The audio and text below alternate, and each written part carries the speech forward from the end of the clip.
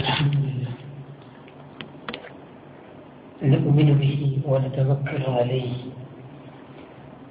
نستعينه ونستغفره ونعوذ بالله من شرور أنفسنا ومن سيئات أعمالنا من يهده الله فلا مضل له ومن يضلل فلا هادي له وأشهد أن لا إله إلا الله وأشهد أن محمدا عبده ورسوله أرسله بالهدى ودين الحق ليظهره على الدين كله ولو كره المشركون اللهم صل على محمد وعلى آل محمد كما صليت على إبراهيم وعلى آل إبراهيم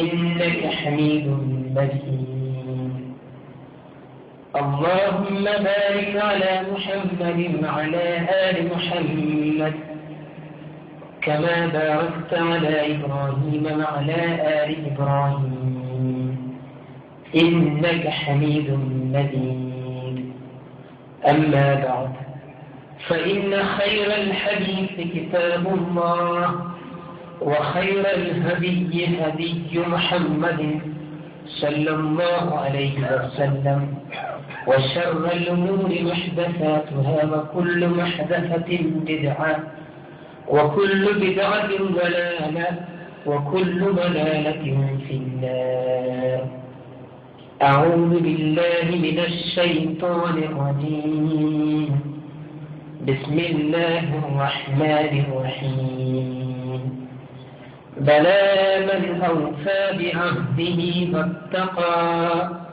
واتقى فإن الله يحب المتقين يا أيها الذين آمنوا اتقوا الله حق تقاته ولا تموتن إلا وأنتم مسلمون أيها الأحبة أوصيكم بتقوى الله സഹോദരന്മാരെ അല്ലാഹുവിനെ സൂക്ഷിച്ചിരിക്കണമെന്ന് പ്രാരംഭമായി ഏവരെയും വസിയത്ത് ചെയ്യുന്നു.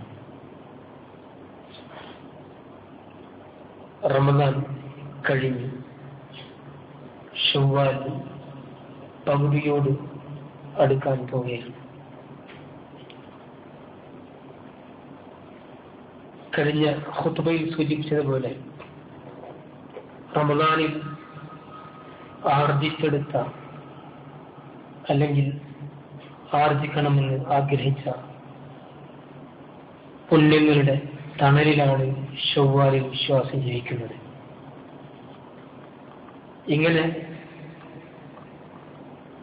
തീർച്ചയായും ഇവിടെ ഈ അവസ്ഥയിൽ ജീവിക്കുന്ന വിശ്വാസിക്ക് റമദാനിന്റെ തെളിമ അല്പമുണ്ടാകും. തെളിഞ്ഞ വെള്ളം കലക്ക് വെള്ളത്തിലേക്ക് ഒഴുകുമ്പോൾ കലക്ക് വെള്ളത്തിന്റെ ഭാഗത്ത് അല്പമെങ്കിലും തെളിമ കാണാൻ കഴിയും. ഇങ്ങനെ മറ്റു മേഖലയിലേക്ക് മാസങ്ങളിലേക്ക് പോകുമ്പോൾ അവിടെ റമദാനിന്റെ തെളിമയും വെളിച്ചവും അവിടെ നമുക്കുണ്ടായിരിക്കണം. കഴിഞ്ഞ ഖുത്ബയിൽ ഇസ്തിഖാമത്തും അതുപോലെ തന്നെ ഇസ്തിമ്രാറിയത്തും സൂചിപ്പിച്ചിരുന്നു. നിലനിൽക്കലും അതുപോലെ തന്നെ തുടർച്ചയെ പറ്റി ഇൻഷാ അല്ലാഹ് ഇന്ന് നാം മനസ്സിലാക്കേണ്ടത് ഇങ്ങനെ നിലനിൽക്കുന്നത് എന്തൊരു വിഷയത്തിന്റെ അടിസ്ഥാനത്തിലാണ് എന്നാണ്. വളരെ പ്രധാനമായി എല്ലാവരും അത് ആഗ്രഹിക്കുന്നുണ്ട്, എല്ലാവരും അതിനു വേണ്ടി പണിയെടുക്കുന്നുണ്ട്, എല്ലാവരും ആ കാര്യം ലഭിക്കാൻ, സൃഷ്ടികളിൽ നിന്ന് ലഭിക്കാൻ അതിനുവേണ്ടി പരിശ്രമം നടത്തുന്നുണ്ട്. അത് രാജാവിൻ്റെത് മുതൽ അനുയായിയുടേത് വരെ അത് നേടുവാൻ വേണ്ടി പരിശ്രമിക്കാറുണ്ട്. പക്ഷേ പ്രപഞ്ചനാഥന്റെ പക്കൽ നിന്ന് ആ വസ്തു, ആ കാര്യം നേടുവാൻ ശ്രമിക്കാറില്ല. അതിന് അറബി ഭാഷയിൽ പറയുന്ന പേര് മഹബ്ബത്ത് എന്നാണ്, സ്നേഹം. ഹബ്ബ് എന്നും ഖുർആൻ അതിനെ സൂചിപ്പിച്ചിട്ടുണ്ട്. മഹത്വത്ത് എന്നും സൂചിപ്പിച്ചിട്ടുണ്ട്. പക്ഷേ മഹത്വത്ത് അള്ളാഹു സൂചിപ്പിച്ചത് മനുഷ്യനുമായി ബന്ധപ്പെട്ടും, എന്നാൽ ആരുമില്ലാത്ത സമയത്ത് മനുഷ്യനെ അള്ളാഹു സഹായിക്കുമെന്ന സ്ഥലത്താണ് ഒദ് എന്ന പദം ഖുർആൻ ഉപയോഗിച്ചത്. ഇതിലേക്ക് അർത്ഥം സ്നേഹം എന്നുള്ളതാണ്, സ്നേഹിക്കുക എന്നുള്ളതാണ്. ഹബ്ബുല്ലാഹി എന്നാണ് ഈ വിഷയത്തിൽ ഇസ്ലാം പഠിപ്പിക്കുന്നത്. ഹബ്ബുൽ വാലിദൈനുണ്ട്, ഹബ്ബുൽ അസ്വാജുണ്ട്, ഹബ്ബുൽ ബനീനുണ്ട്, ഹബ്ബുൽ മാലുണ്ട്, ഹബ്ബുൽ ജാഹുണ്ട്, ഹബ്ബുൽ മക്കാനുണ്ട്, എല്ലാമുണ്ട്. ഹബ്ബുൽ വാലിദൈനി മാതാപിതാക്കളുള്ള സ്നേഹമുണ്ട്, അതുപോലെ തന്നെ മക്കളുള്ള സ്നേഹം, അതുപോലെ തന്നെ സ്ഥാനമാനങ്ങളുള്ള സ്നേഹം, അതുപോലെ തന്നെ ഇൽമിനോടുള്ള സ്നേഹം, അതുപോലെ തന്നെ പണത്തിനോടുള്ള സ്നേഹം, പ്രതാപത്തിനുള്ള സ്നേഹം. ഈ സ്നേഹങ്ങളെല്ലാം നിലനിൽക്കുന്ന ലോകത്താണ് ഹബ്ബുള്ള എന്ന വിഷയം നാം മനസ്സിലാക്കുന്നത്. അള്ളാഹുവിനോടുള്ള സ്നേഹം നിലനിൽക്കണമോ എന്നുള്ളത്. എല്ലാ സ്നേഹവും ഒന്നുകിൽ വറ്റും അല്ലെങ്കിൽ തകരും. അള്ളാഹുമായുള്ള സ്നേഹം അത് വറ്റുകയില്ല, തീരുകയില്ല, തകരുകയില്ല. അതിനെ തകർക്കൽ നമ്മൾ തകർത്താൽ അത് തകരും, നമ്മൾ നിലനിർത്തിയാൽ അത് നിലനിർക്കും. മറ്റുള്ള സ്നേഹങ്ങളൊക്കെ രണ്ട് ഭാഗങ്ങളുണ്ട്. ഇവിടെ തിന്മ വരേണ്ടത് വന്നത് നമ്മളിൽ നിന്നാണെങ്കിൽ ആ സ്നേഹം ചെയ്യും, എന്നാലും സ്നേഹിക്കുമെന്നാണ്. റമദാനിന്റെ മേഖലകൾ പറയുമ്പോൾ തന്നെയാണത്. തൗബയെ പറ്റി പറയുമ്പോൾ തൗബ ഒരു വിശ്വാസി അള്ളാഹുവിലേക്ക് തിരിച്ചു വരിക എന്നുള്ളത് അള്ളാഹുവിന് ഏറ്റവും ഇഷ്ടമുള്ള കാര്യമാണ്. അതുകൊണ്ട് തന്നെയാണ് ഖുർആനിൽ ചില സ്നേഹങ്ങളെ പറ്റി പറയുന്നുണ്ട്. ഒന്ന് ഖുർആൻ സൂചിപ്പിക്കുന്നു, നിങ്ങൾ സ്വത്തിനെ കഠിനമായി സ്നേഹിക്കുന്നുണ്ട് അല്ലേ? കഠിനമായി സ്നേഹിക്കുന്നുണ്ട്.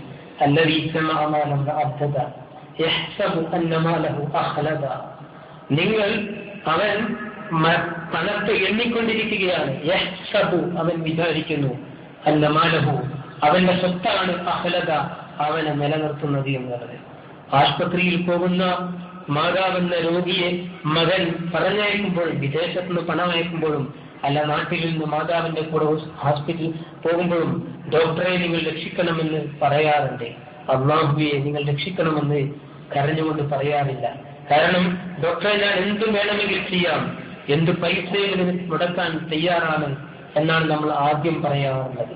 പിന്നെയാണ് അവസാനം അടച്ചവനിലേക്ക് തിരിച്ചു വരാറുള്ളത്. നിസ്ലാസം അങ്ങനെയല്ല പഠിപ്പിച്ചത്. ദാവുമർലാക്കും, നിങ്ങൾ നിങ്ങളുടെ രോഗത്തെ ചികിത്സിക്കണം, എന്നാൽ നിങ്ങൾ അള്ളാഹുവിനെ ഓർത്തുകൊണ്ടായിരിക്കണം രോഗങ്ങൾക്ക് ചികിത്സ നൽകേണ്ടത്. അല്ലാഹുമ്മ ഇശ്ഫി അൻത ശാഫി ലാ ശിഫാഅ ഇല്ലാ ശിഫാഉക ശിഫാഅൻ ലാ യുഗാദിറു സഖമൻ വലാ അലമൻ എന്ന പ്രവാചകൻ പഠിപ്പിച്ച പ്രശസ്തമായ പ്രാർത്ഥനയാണ്. അള്ളാഹുവെ, ശമനം നൽകുന്ന നീയാണ്, നിന്റെ ശമനമല്ലാതെ ലോകത്ത് ശമനമില്ല.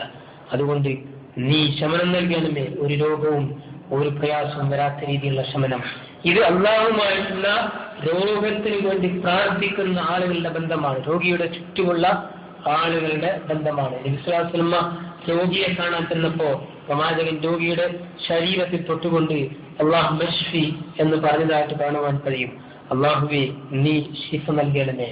അത് തന്നെയാണ് ഈ ഒരു വിശ്വാസം ഉണ്ടാകണമെങ്കിൽ എന്താണ്? സ്വത്താണ് നിലനിർത്തുന്നത് എന്നുള്ളത്, അതിനെ കൂടുതൽ സ്നേഹിക്കുന്നത് എന്നാണ്. സ്വത്ത് ജീവിതത്തെ നിലനിർത്തുന്ന ആധാരശിലയാണ് എന്നാണ് ഖുർആൻ പറഞ്ഞത്.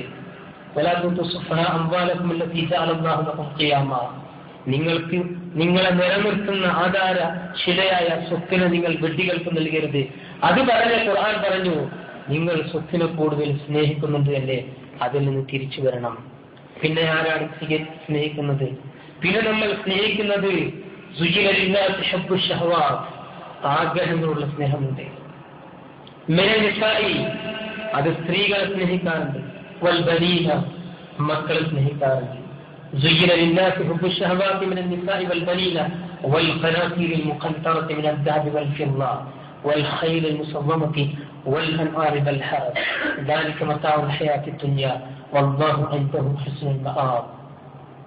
ഏതൊക്കെ സ്നേഹങ്ങളാണെന്ന് ഖുർആൻ പറയുന്നുണ്ട്. ആ സ്നേഹത്തിന്റെ അവസാനം അടിവരേണ്ട വാക്ക് ഖുർആൻ വെക്കുന്നുണ്ട്. മനുഷ്യൻ അലങ്കരിക്കപ്പെട്ടവനാണ് അവന്റെ ജീവിതം. ഒന്ന് സ്ത്രീകൾ, മക്കൾ, അതുപോലെ തന്നെ അറബികളുമായി ബന്ധപ്പെട്ടാണെങ്കിൽ ഒന്നാം നമ്പർ കുതിരകൾ. ഇന്നത്തെ ആധുനിക ലോകവുമായി ബന്ധപ്പെട്ടാണെങ്കിൽ ഒന്നാം നമ്പർ ഇഷ്ടപ്പെട്ട വാഹനങ്ങൾ ആളുകളുടെ ഇഷ്ടമാണ്, വീടുകൾ ആളുകളുടെ ഇഷ്ടമാണ്. എന്നിതൊക്കെ പറഞ്ഞ് ഖുർആൻ പറയാണ്, ഇത് നിങ്ങൾ ഇഷ്ടപ്പെടേണ്ട എന്നല്ല, അതെല്ലാം ദുനിയാവിന്റെ വിഭവങ്ങളാണ്. അതിനെ ഇഷ്ടപ്പെടുന്നതിന് അതിലും അതുപോലെ തന്നെ ചില വരമ്പുകളും അതിന് വെക്കേണ്ടത്. ഇഷ്ടപ്പെടാം, പക്ഷേ വരമ്പുകളും.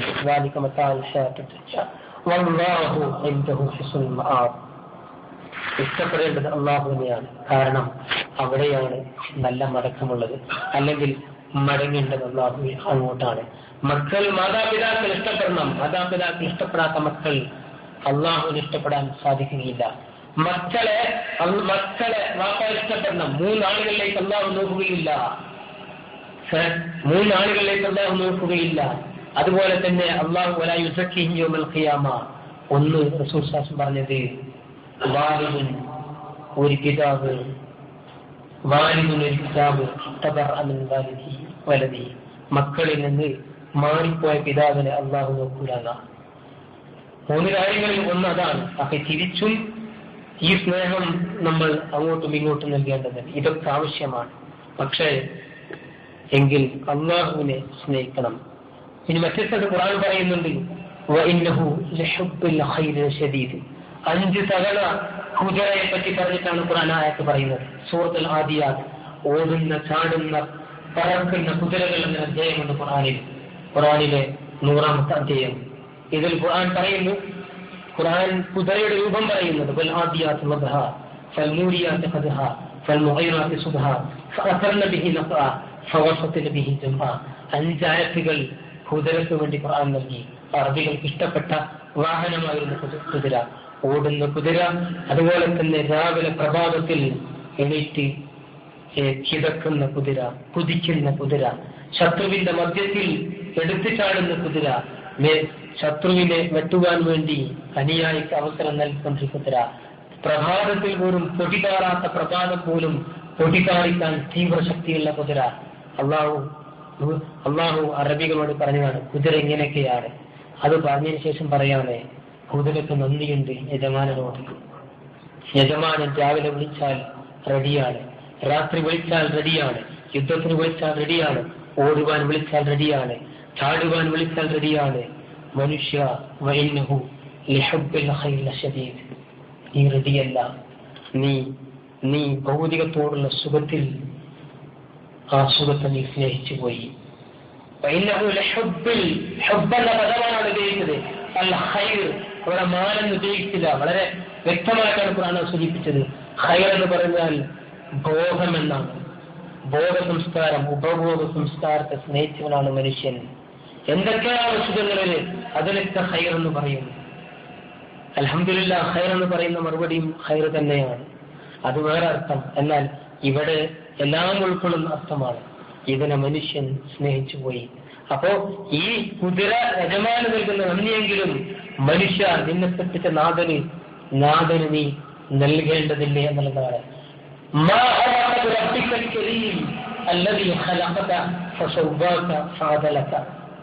ഖുർആൻ ചോദിക്കുകയാണ്, അള്ളാഹുവിനെ സ്നേഹിക്കുന്നതിൽ നിന്ന്, അള്ളാഹുവിനെ ആരാധിക്കുന്നതിൽ നിന്ന്, അള്ളാഹുവിനെ പിൻപറ്റുന്നതിൽ നിന്ന്, അവന്റെ കൽപ്പനകൾ സ്വീകരിക്കുന്നതിൽ നിന്ന് നിന്നെ എന്താണ് വഞ്ചിച്ചിരിക്കുന്നത്?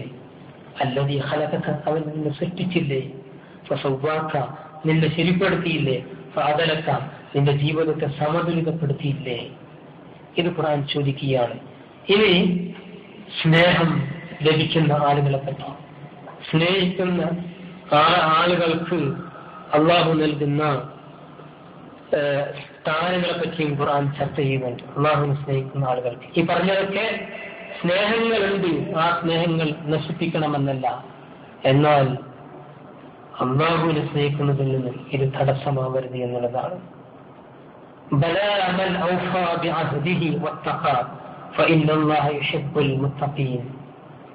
രണ്ട് കാര്യം ഒരു മനുഷ്യന്റെ ജീവിതത്തിൽ ഉണ്ടായിരിക്കണം. ഒന്ന്, അറിയുക മൻ ഔഫാ ബിഅഹ്ദിഹി, കാര്യങ്ങൾ പൂർത്തീകരിക്കണം, അവൻ ഡ്യൂട്ടി നിർവഹിക്കണമെന്നാണ് അതിനർത്ഥം. ജോലി ചെയ്യുന്ന നമ്മുടെ ഭാഷയിൽ പറഞ്ഞാൽ അള്ളാഹു ഏൽപ്പിച്ച ഡ്യൂട്ടി നിർവഹിക്കണം. അള്ളാഹുവിനെ സൂക്ഷിക്കണം. എങ്കിൽ ഈ ആളുകളെ അള്ളാഹു തിരിച്ച് ഇങ്ങനത്തെ മുത്തഖീങ്ങളെ അള്ളാഹു ഇഷ്ടപ്പെടും എന്നുള്ളതാണ്.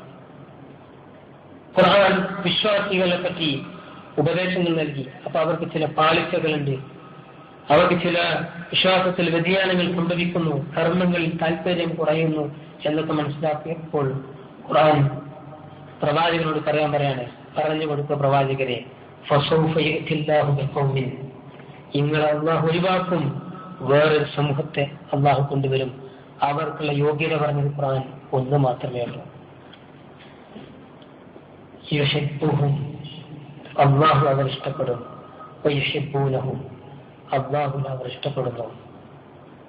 അള്ളാഹുവിനെ ഇഷ്ടപ്പെടുന്ന ആളുകൾ എന്ന് പറഞ്ഞെന്താ? ഒരു വിശ്വാസിയുടെ ജീവിതത്തിന്റെ എല്ലാം അള്ളാഹുവിന് വേണ്ടി പൂർത്തീകരിച്ചു എന്നാണ്. നമസ്കരിക്കുന്നവൻ അള്ളാഹുവിനെ ഇഷ്ടപ്പെടുന്നുണ്ട്, നോമ്പ് നിൽക്കുന്നവൻ അള്ളാഹുവിനെ ഇഷ്ടപ്പെടുകയാണ്, രഹസ്യവും പരസ്യവുമായ ഇബാദത്ത് ചെയ്യുന്നവൻ അള്ളാഹു ഇഷ്ടപ്പെടുകയാണ്.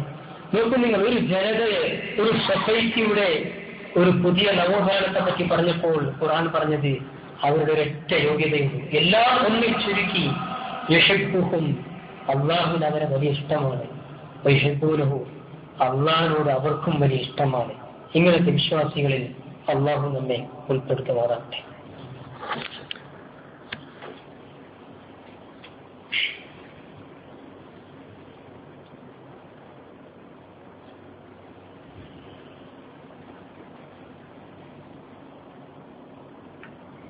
الحمد لله الذي علم بالقلم علم الإنسان ما لم يعلم والصلاة والسلام على رسوله الأمين وعلى آله وصحبه أجمعين. أيها الأحبة أوصيكم بتقوى الله. ഒരിക്കൽ കൂടി അള്ളാഹുവിനെ സൂക്ഷിച്ച് ജീവിക്കണമെന്ന് ഏവരെയും വസിയത്ത് ചെയ്യുന്നു. സൂറത്ത് തൗബയിൽ വളരെ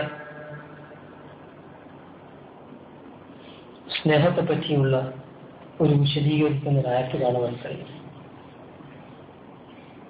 ഒരുപാട് കേട്ടതായിരിക്കാം നമ്മളത്, എന്നാൽ വിശ്വാസികൾ കേൾക്കുക മാത്രമല്ല അതിനെപ്പറ്റി ചിന്തിക്കുകയും ചെയ്യണമെന്നുള്ളതാണ്. ഒരു മനുഷ്യന്റെ ജീവിതത്തിന്റെ വീടും പരിസരവും ചുറ്റുപാടും സാഹചര്യവും അള്ളാഹു മുമ്പിൽ വെച്ചുകൊണ്ട് ചോദിക്കുകയാണ്. ഒരുപാടുണ്ട്, ഞാൻ നേരത്തെ പറഞ്ഞതുമായി ബന്ധപ്പെട്ടാണ് പ്രവർത്തിക്കുന്നത്. എല്ലാം മുമ്പിൽ വെച്ചുകൊണ്ട് ചോദിക്കുകയാണ്, അഹബ്ബ ഇലൈക്കും മിനല്ലാഹി വറസൂലിഹി, ഇതൊക്കെ അള്ളാഹുവിനേക്കാളും അവന്റെ റസൂലിനേക്കാളും നിങ്ങൾക്ക് ഇഷ്ടമാണോ? എങ്കിൽ ഫതറബ്ബസു, നിങ്ങൾ കാത്തിരിക്കണം. എന്താ കാത്തിരിക്കേണ്ടത്? ശിക്ഷയെ കാത്തിരിക്കണമെന്നാണ്. അവിടെ വാപ്പാരെ പറ്റി പറഞ്ഞു, ഉമ്മാരെ പറ്റി പറഞ്ഞു, മക്കളെ പറ്റി പറഞ്ഞു, സഹോദരന്മാരെ പറ്റി പറഞ്ഞു, ഭാര്യമാരെ പറ്റി പറഞ്ഞു, കുടുംബം പറഞ്ഞു, സ്വത്ത് പറഞ്ഞു, റിയൽ എസ്റ്റേറ്റുകൾ പറഞ്ഞു, ബിസിനസ് പറഞ്ഞു, വീടുകൾ പറഞ്ഞു, എല്ലാം പറഞ്ഞിട്ട് പറയാണ് അഹബ്ബ ഇലൈക്കും മിനല്ലാഹി വറസൂലിഹി, ഇത് അല്ലാഹുവിനേക്കാൾ റസൂലിനേക്കാൾ ഇഷ്ടമാണോ? എങ്കിൽ നിങ്ങൾ ഫതറബ്ബസു, കാത്തിരുന്നു കൊള്ളുകയും എന്നുള്ളതാണ്. എപ്പോഴാണ് ദുരന്തം വരിക എന്നറിയില്ല. നമ്മൾ പോകുന്ന വാഹനം എപ്പോഴാണ് പൊട്ടിത്തെറിക്കുക എന്ന് പറയാൻ പറ്റില്ല. അല്ലെങ്കിൽ നമ്മുടെ വീടിന്റെ അരികിലൂടെ പോകുന്ന വാഹനങ്ങൾ എപ്പോഴാണ് പൊട്ടിത്തെറിക്കുക എന്ന് പറയാൻ പറ്റില്ല. പൊട്ടുന്ന വാഹനത്തിന്റെ ഉള്ളിൽ എന്താണെന്ന് പറയാൻ പറ്റില്ല. ജീവിതം വെള്ളത്തിന്റെ മുകളിലൂടെ പോകുന്ന കുമളയാണ് എന്ന് അല്ലാമാർക്ക് പറയുകയുണ്ടായി. ജിന്ദഗി ബുൽബുലോഹ പാലിക്ക, വെള്ളത്തിന്റെ മുകളിലുള്ള കുമളയാണ്. ഇതിങ്ങനെ പോവുകയാണ്, എവിടെയും എപ്പോഴും വെച്ചപ്പെട്ടാം. അതുകൊണ്ട് ഖുർആൻ ഒരു ചോദ്യം ചോദിക്കുന്നു, അല്ലെങ്കിൽ പ്രസ്താവന നടത്തുന്നു. ഇന്നല്ലാഹ യുഹിബ്ബുൽ ലദീന യുഖാതിലൂന ഫീ സബീലിഹി സഫ്ഫാ കഅന്നഹും ബുന്യാനുൻ മർസൂസ്. ഒരു വിശ്വാസിയുടെ അള്ളാഹുവിനുള്ള ത്യാഗത്തിന്റെ ഏറ്റവും ഉയർന്ന പദമാണ് യുദ്ധം. യുദ്ധത്തിന് തയ്യാറാകുന്ന ആളുകളെ പറ്റി എന്ന് പറയുന്നു, ആ ആളുകളെയാണ് അള്ളാഹു ഇഷ്ടം. നമ്മളിവിടെ യുദ്ധത്തിന് പോകണമെന്നില്ല. യുദ്ധം നമുക്ക് അനിവാര്യമാകുമ്പോൾ യുദ്ധം ചെയ്യേണ്ടി വരും. പക്ഷേ നമ്മുടെ മുമ്പിൽ മറ്റൊരു യുദ്ധമുണ്ട്, ദീൻ ജീവിതത്തിൽ പകർത്താനുള്ള യുദ്ധം. രണ്ടാമത് ദീൻ മറ്റുള്ള ആളുകൾക്ക് പകർന്നു കൊടുക്കാൻ യുദ്ധം. മനസ്സിലാക്കിയ കാര്യം ആളുകളെ അറിയിക്കാനുള്ള യുദ്ധം. അങ്ങനത്തെ ആളുകളെയാണ് അള്ളാഹു ഇഷ്ടപ്പെടുന്നത്. അതാണ് അള്ളാഹു ഇഷ്ടം.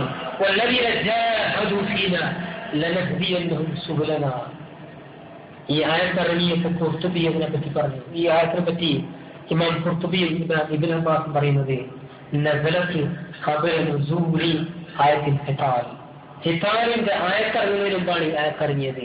അപ്പൊ ഇവിടെ ജിഹാദ് ഉദ്ദേശിച്ചത് അവിടെ പരിശ്രമമാണ്, അള്ളാഹുവിന്റെ ദീൻ എത്തിക്കാനുള്ള പരിശ്രമം. അള്ളാഹുവിന്റെ ദീൻ എത്തിക്കുവാൻ ആഴ്ചയിലോ മാസങ്ങളിലോ സമയം കണ്ടെത്തുക, സ്വന്തത്തോട് പരിശ്രമിക്കുവാനും സമയം കണ്ടെത്തുക. എങ്കിൽ നമുക്ക് അള്ളാഹു ഇഷ്ടപ്പെടാൻ കഴിയും. അപ്പോൾ അള്ളാഹു നമ്മെ ഇഷ്ടപ്പെടും. അപ്പൊ അള്ളാഹു പറഞ്ഞ ആ ടീമിൽ ഉൾപ്പെടും. അള്ളാഹു നമ്മെ അങ്ങനത്തെ വിഭാഗത്തിൽ ഉൾപ്പെടുത്തുമാറാവട്ടെ. അള്ളാഹുവെ, റമദാനിന് ശേഷം ഞങ്ങളുടെ കർമ്മങ്ങളുടെ ആവേശവും ഞങ്ങളുടെ വിശ്വാസത്തിന്റെ ഉറപ്പും ബലിഷ്ഠതയും ഞങ്ങളിൽ നിലനിർത്തണം. നാഥ, പടച്ച തമ്പുരാനായ നാഥ, ഞങ്ങൾക്ക് നീ ധൈര്യവും നൽകണമേ നാഥ. അള്ളാഹുവെ, ഞങ്ങൾക്ക് ഞങ്ങളുടെ കർമ്മങ്ങൾക്ക് പൂർണ്ണമായ പ്രതിഫലം നൽകണമേ നാഥ. അള്ളാഹുവെ, ഞങ്ങളിൽ നിന്ന് മരിച്ചു പോയ ഞങ്ങളുടെ സഹോദരിമാർ അവർക്ക് നീ മഗ്ഫിറത്തും മർഹമത്തും നൽകണമേ നാഥ. അള്ളാഹുവെ, മുഅ്മിനായി മരിക്കുവാനും മുഅ്മിനായി ജീവിക്കുവാനുമുള്ള തൗഫീഖ് നീ ഞങ്ങൾക്ക് നൽകണമേ നാഥ. അള്ളാഹുവെ, ലോകത്തിന്റെ നാനാഭാഗങ്ങളിൽ പൂജിപ്പിക്കപ്പെടുന്ന മുസ്ലിങ്ങളുടെ നാഥ, സിറിയയിലും ബർലിയിലും അതുപോലെ തന്നെ ഒരുപാട് ലോകത്തിന്റെ നാനാഭാഗങ്ങളിൽ, അഫ്ഗാനിലും ഒരുപാട് രാജ്യങ്ങളിൽ പൂജിപ്പിക്കപ്പെടുന്ന മുസ്ലിങ്ങളുടെ നാഥ, ഇന്ത്യയിൽ വരെ നമ്മുടെ നാട്ടിൽ വരെ മുസ്ലിങ്ങൾ പീഡിപ്പിക്കപ്പെട്ടുകൊണ്ടിരിക്കുന്ന നാഥ, അവർക്ക് നീ സംരക്ഷണം നൽകണമേ നാഥ. അവർക്ക് നീ വിശ്വാസത്തിന്റെ പൂർണ്ണമായ വെളിച്ചം പകർന്ന് ഈമാൻ കൊണ്ട് അവർ നീ ശക്തിപ്പെടുത്തണമേ നാഥ. اللهم اغفر للمؤمنين والمؤمنات والمسلمين والمسلمات الأحياء منهم والأموات إنك مجيب الدعوات وقاضي الحاجات. اللهم أعز الإسلام والمسلمين وأذل الشرك والمشركين. اللهم احشنا على الكتاب والسنة وأمتنا مع الإيمان والتوبة. ربنا لا تزغ قلوبنا بعد إذ هديتنا وهب لنا من لدنك رحمة إنك أنت الوهاب. ربنا تقبل منا إنك أنت السميع العليم وتب علينا إنك أنت التواب الرحيم. ربنا هب لنا من أزواجنا وذرياتنا قرة أعين واجعلنا للمتقين إماما. ربنا آتنا في الدنيا حسنة وفي الآخرة حسنة وقنا عذاب النار. آمين برحمتك يا أرحم الراحمين.